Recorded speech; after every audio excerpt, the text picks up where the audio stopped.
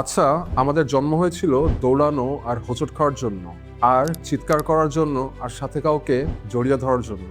কিন্তু আমাদের কি জন্ম হয়েছিল কোনো অক্ষর চেনার জন্য? এটা আসলে আমাদের ডিএনএতে নাই। একটি বাচ্চা হাত পা নাড়ে, দেন কথা বলতে শিখে, তারপর খেলতে শিখে। কিন্তু লাইনের পর লাইন আর শব্দের পর শব্দ জয় করা, এটি আসলেই একটি যুদ্ধ। এজন্য স্টিল এখনো আমরা কিছু পড়তে গেলে খুব ইজিলি টায়ার্ড আর এক্সস্টেড হয়ে যায়।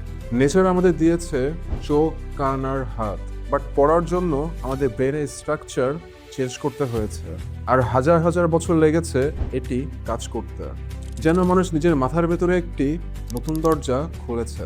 আপনারা সবাই জানেন যে এনশিয়েন্ট পিরিয়ডে মানুষ গুহায় ছবি আঁকত, কিন্তু শব্দ আর অক্ষরের কম্বাইন্ড ম্যাজিক, এটি বেসিক্যালি 5 থেকে 6 হাজার বছর পুরানো একটি আবিষ্কার, যেন পুরাতন গাড়িতে একটি নতুন ইঞ্জিন লাগানো। তো আপনি কিছু পড়লে শুধু জ্ঞান অর্জনই করতেছেন না, আপনি যখন কিছু পড়েন তখন আপনার ব্রেনের সবগুলা পার্টি অ্যাক্টিভেট হয়, আর আপনি নিউরনের নিউ পাথ ক্রিয়েট করেন।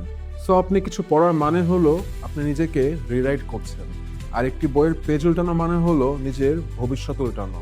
আর সব থেকে ইম্পর্টেন্ট কথা হলো, যেটা সহজে আসে সেটা সাধারণ, আর যেটা লড়াই করে আসে সেটাই অসাধারণ। আর পড়ার ব্যাপারটা আমাদের ন্যাচারাল না বলে এটি আমাদেরকে সুপার ন্যাচারাল করে তোলে। In a nutshell, reading is essential for those who seek to rise above the ordinary. আদিওস।